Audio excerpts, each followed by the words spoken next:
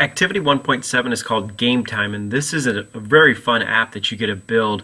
And it's a really neat game that connects back to the germ guide from earlier, if you kind of think of the theme dealing with germs. A couple of resources here that are available to you to download. The first one you're obviously going to need is the AIA file. And again, this is just like you've done before. This is where you download it. If you're an organized person, you're going to drag it over to your Google Drive folder, and then you're going to open it up in App Inventor. This is the Germ Fighter Game Design Requirements. It's a very useful PDF to have because you need to make sure all of these different items work for your app. Becoming a game developer, this is going to take you through the pair programming process. If you've done pair programming for Activity 1.6 or 1.5, you kind of understand how this works. There are two different jobs. There's a driver and there's a navigator. They each have very specific roles. The one person is not in charge the whole time. The other person doesn't just sit around and do nothing. There are specific jobs that you need to follow. And it does bring up variables again. And the purpose of the variable for this specific game, there's a couple of variables. One is going to be the score and one's going to deal with the time. It's a placeholder in a device's memory that stores a value a program is using. And again, in our case, it's the score and then the time as well. It takes you down here to the roles of driver and navigator. Please take the time to read through this and also to take some good notes about this. This will be important because Activity 1.7 and 1.8, you can use these roles and it's really going to maximize your app creation. All right, next part deals with the variable. Watch the following video to learn about variables and consider the following questions as you watch. So here's some questions to kind of preview before you actually get down to the video. And the video deals with intro to variables. One thing I like to think about with variables, it's kind of like a folder. And maybe the folder name is time or score or color or something like that. What is the information you're putting inside of that folder? What is it collecting? That's your data. That goes inside to basically make up that specific variable. The variable is collecting that data. All right, here's an example here. For example, let's look at the properties of the measles button component. So here's your measles button, which you've done before. There's your property, which is the text. This is a really key part of this app right here, and a lot of people often overlook this and kind of just zoom right past it. I do want to stop and make sure you understand this.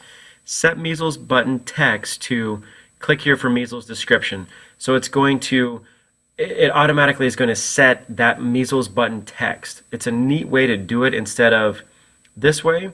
This is where you have some code that can be changed within, which is a pretty neat idea. This piece right here, set measles button enabled to false. Now you really have to understand what this means. When this is set, it basically shuts off the measles button. This will be important for your score and your time and your germ sprite and then your white blood cell as well. If something is enabled to false, it means it's turned off. You then have to figure out where in your code you want to turn it back on, which would be a block like this, but instead of false, it would say true. Tracking a variable. This deals with code tracing. Now, code tracing is important because it's showing you what the variable is, what the second variable, and the so on is, and it's going to take you through right here. This example right here is really well done. Don't spend a lot of time on it because it's not so much the math that we're looking at. We're really looking at the code behind how do these variables work. You can take a little bit of time and go through and figure this out. Track the value of the variable x. So x is 5, x is 12, and so forth. Not very complicated math, but really think about the purpose of the variable and what it is collecting. Here's another example of one of those conditional flowcharts. So is x less than y? If it is, then x equals y there. Goes to the right-hand side. Is x less than y? No, then it comes this way. So there's different conditions based off of this question right here. And you can write that out right there if you'd like to. Track the value of the variable summer weather. This one's really neat because this is actually an application that is applied a lot to a thermostat. So here's what happens is the beginning part. You're going to set summer weather to unknown. You're going to set the temperature to outdoor temperature sensor. Is the temperature greater than 80? If it is, Then you're going to set summer weather to hot, which would deal with your outdoor temperature. So if the outside temperature is greater than 80 degrees, you want to set the summer weather to hot. If it's not greater than 80, you're going to drop down. Is the temperature greater than 70? If the answer is yes, it sets it to warm. If it's less than 70, coming down here to 60, you're going to set it to mild. If it's less than 60, you're just going to go straight to, we're going to set it to cold. They all come down and end at the same endpoint. It's all based on the code and the idea of the different conditions. Here's what it looks like in a table if you want to do a table instead. A lot of great information here. This takes us clear back to dealing with camel case and the naming convention. So go ahead and click on the correct answer for that one. All right, here's the Germ Fighter game. These are all the requirements that need to be done in order to be completed with this particular app.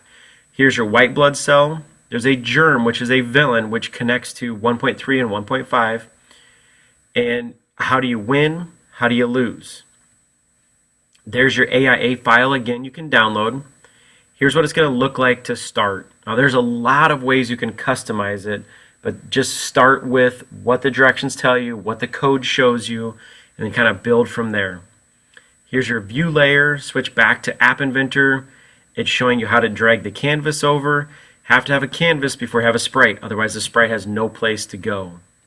Here's your properties. Again, the properties are on the far right hand side, just like this. Here's your components. There's your properties. That's what you're changing.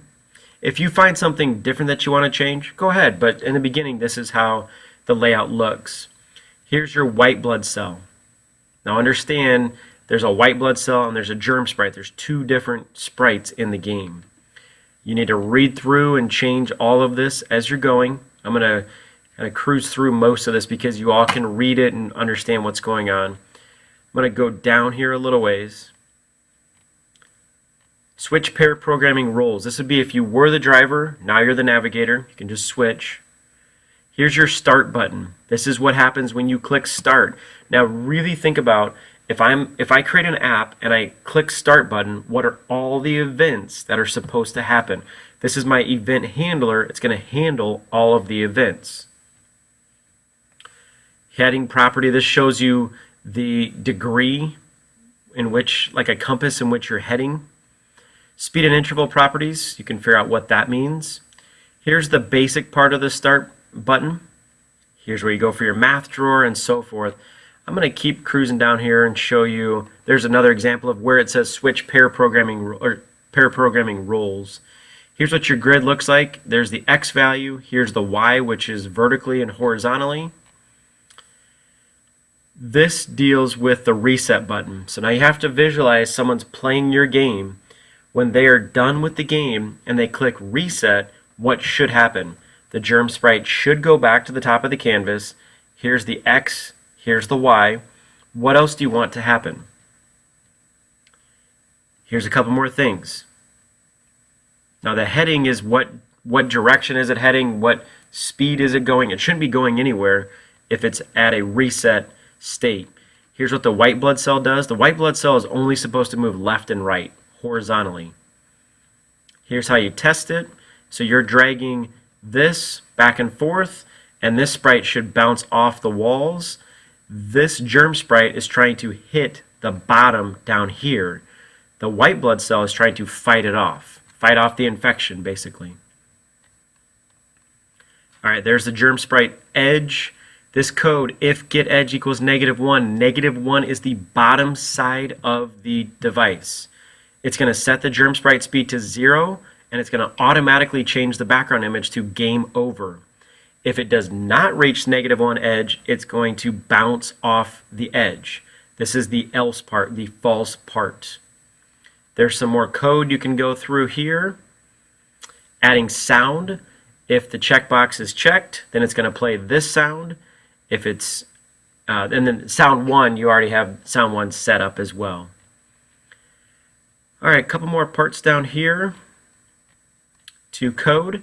Programming the score. Programming the score and programming the time are very similar. Now the biggest sticking point for people on this app, without a doubt, is the time.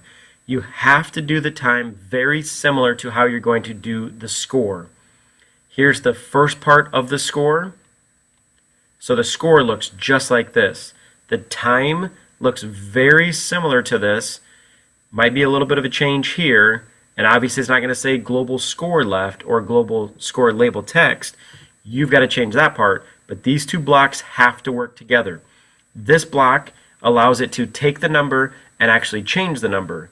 This block down here changes the text display so that you can actually see the number. So when you're on the clock, please make sure you understand that part of it. Here's your reset button. When I reset it, here's all the things that are going to happen.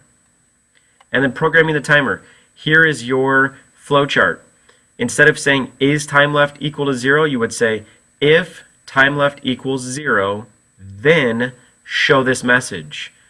Else, it's going to end the game. You have to figure out how it ends. All right, thanks a lot and best of luck on this app. There's some more about the clock down here. False means it shuts the clock off. True means it turns it back on. All right, best of luck.